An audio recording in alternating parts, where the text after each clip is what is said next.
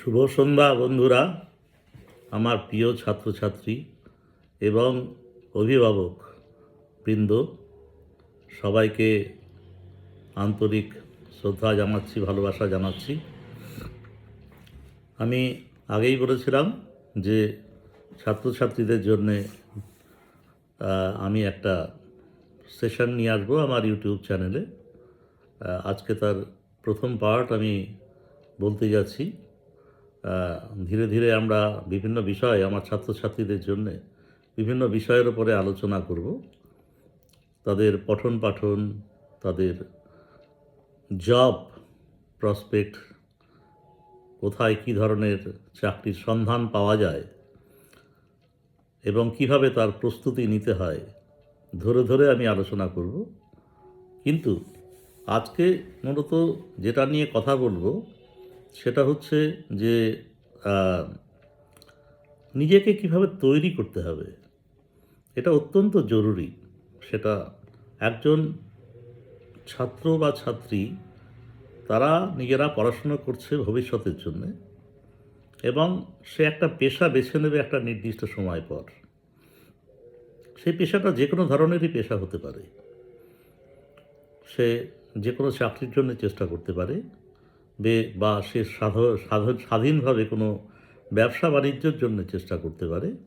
সে যাই করুক না কেন, তার জন্যে কিন্তু একটা মানসিক প্রস্তুতি দরকার এবং মনটাকে ঠিক মতন গঠন করা দরকার, যেটা অত্যন্ত জরুরি। এবং যে কোনো ভালো কাজের জন্যে, যে কোনো ভালো গঠনমূলক কাজের জন্যে নিজেকে তৈরি করাটা কিন্তু অত্যন্ত জরুরি। নিজেকে যদি ঠিক মতন তৈরি করা না যায়, তবে কিন্তু কোনো কাজই সুষ্ঠুভাবে করা সম্ভব নয়। এবং সেটা ছাত্রাবস্থা থেকেই কিন্তু সেই তৈরি করাটা শুরু করতে হয়।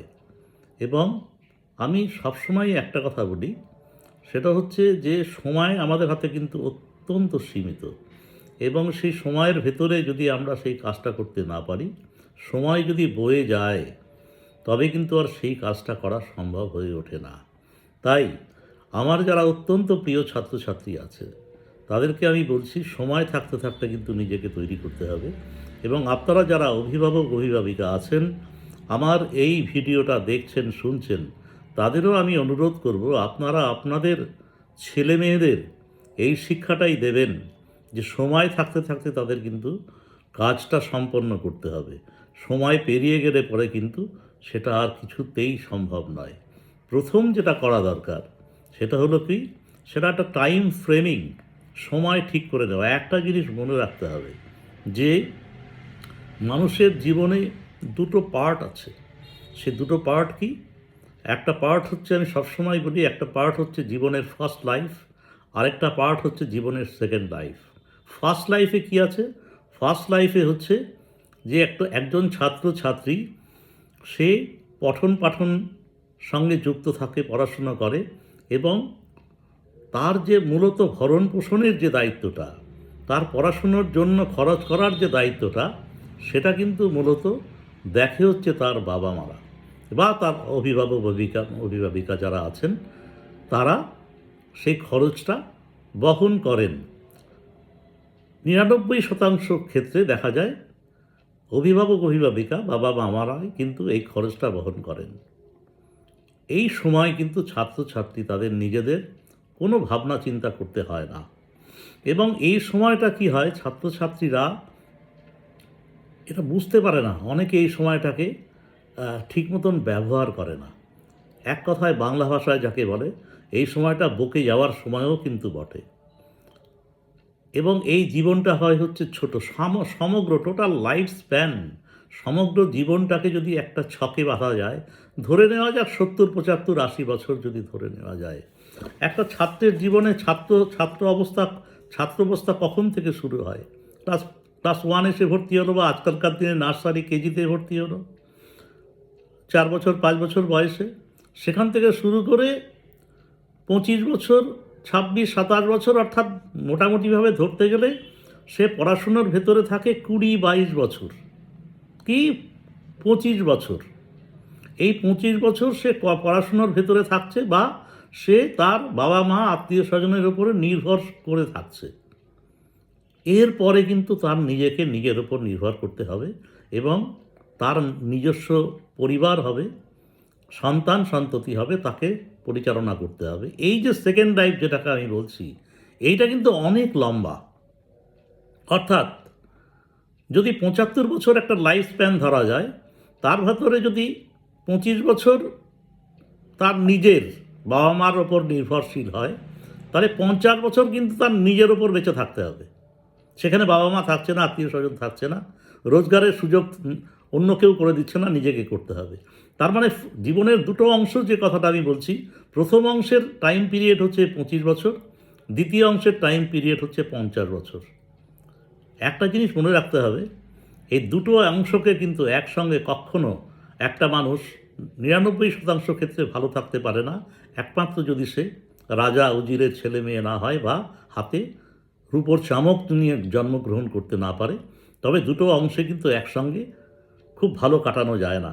যেসব ছাত্রছাত্রী প্রথম অংশ এই ২৫টা বছরের ভেতরে নিজেরা কমপ্লিটলি নিজেদের সেইভাবে ডেডিকেট করতে পারে, নিজেদের তৈরি করতে পারে, তারা কিন্তু পরের সেই ৫০ বছর সুখে শান্তিতে থাকতে পারে এবং তার পরিবারকেও সুখে শান্তিতে রাখতে পারে। আর যারা এই প্রথম ২৫ বছর, মূলত বলতে গেলে আরও যদি আমি কমিয়ে বলি যে স্কুলের 7-8 থেকে শুরু করে, অর্থাৎ একটা ছেলের বয়স যখন ১৪-১৫ বছর, ১৪-১৫ বছর থেকে শুরু করে ২৫ বছর পর্যন্ত ১০-১১ বছর, এই পিরিয়ডটা হচ্ছে ভাইটাল পিরিয়ড। এই সময় পিরিয়ডটাকে যদি নিজেকে সে ঠিক রাখতে পারে, নিজেকে তৈরি করতে পারে, পরের ৫০ বছরকে কিন্তু সে সুখে থাকতে পারবে। একটা জিনিস মনে রাখতে হবে, এই জীবনের এই দুটো পার্ট কখনো নিজের খুশি মতন চলা যায় না। যারা ঘাড় গুঁজে প্রথম এই ১০-১২ বছর নিজেকে তৈরি করতে পারে, তারা জীবনের দ্বিতীয় পার্ট অথবা ৫০ বছর সুখে থাকে। আর যারা প্রথম এই ১০-১২ বছর, ১৫ বছর এক কথায় বাংলা ভাষায় গুলতানি মেরে কাটায়, সময়টাকে নষ্ট করে, ভাবের ঘরে চুরি করে, ধরেই নেওয়া যেতে পারে পরের ৫০ বছর তাদের জন্যে অনেক অনেক অন্ধকার বয়ে আনবে। সুতরাং আমার প্রিয় ছাত্রছাত্রীরা, তোমাদের এটা বুঝতে হবে যে তোমরা জীবনের কোন পার্টে সুখ চাও। প্রথম পার্টের সুখ খুঁজে পাওয়া খুব সহজ, কারণ সেখানে পয়সার যোগান, রিসোর্সের যোগান দিচ্ছে তোমার বাবা মারা, তোমার অভিভাবক অভিভাবিকা, তোমার দাদা দিদিরা, তোমার আত্মীয় স্বজন তোমাকে কিন্তু সে প্রথম জীবনের রিসোর্স বা পয়সা কড়ির যোগান দিচ্ছে। সেখানে কিন্তু বকে যাওয়াটা অনেক সহজ। স্কুলের নাম করে, কলেজের নাম করে পালিয়ে গেলাম, আড্ডা মারলাম, ঘুরে বেড়ালাম, নষ্ট করলাম, হঠাৎ করে ইন ওয়ান ফাইন মর্নিং দেখলাম আমার জীবন শেষ হয়ে গেছে, আমার সময় শেষ হয়ে গেছে। আর যারা এই সময়টাকে ব্যয় করে, ঘাড় গুঁজে পড়াশুনো করে, নিজেকে তৈরি করে, তারা কিন্তু পরের ৫০ বছরে সুখে থাকে। তাই আমি আমার সব অত্যন্ত প্রিয় ছাত্রছাত্রীদের বলবো, এই প্রথম ১৫-২০ বছর তুমি অত্যন্ত যত্নশীল হও, নিজেকে তৈরি করো, ডেডিকেট করো, এবং যাতে কিনা পরের ৫০ বছর তুমি ভালো থাকো, তুমি তোমার সন্তান সন্ততি, তোমার আগামী দিনে যে তোমার সংসার তৈরি হবে, তোমার সন্তান সন্ততি হবে, তাদের তুমি ভালো রাখতে পারো। এটা কিন্তু আমার প্রথম দিনের আমার প্রথম বক্তব্য আজকে, এইটুকু আমি বলবো আজকে তোমাদের। দ্বিতীয় দিন অন্য বক্তব্য নিয়ে আসবো, কিন্তু একটা জিনিস মনে রাখবে, বারবার করে আমি বলছি, জীবনের এই দুটো অংশ একসঙ্গে ভালো থাকা যায় না। যারা প্রথম অংশে পরিশ্রম করবে, আমাদের মিলিটারিতে একটা কথা, আমি যখন মিলিটারি ট্রেনিং করেছিলাম, তখন একটা কথা বারবার করে বলা হতো, যারা পিস টাইমে ঘাম ঝরায়, তারা ওয়ার টাইমে কম রক্ত ঝরায়। অর্থাৎ এই সময়, এই জীবনের প্রথম জীবনে যারা খুব বেশি পরিশ্রম করে, যারা খুব নিজেকে ডেডিকেট করে, যারা নিজেকে তৈরি করতে পারে, তুমি নিশ্চিন্ত থাকতে পারো, দ্বিতীয় আমি যেটাকে জীবনের সেকেন্ড পার্ট বলছি, অর্থাৎ ওই ৪০-৫০টা বছর তারা খুব সুখে থাকে, খুব ভালো থাকে, এবং তার নিজস্ব সংসারকে তারা ভালো রাখতে পারে।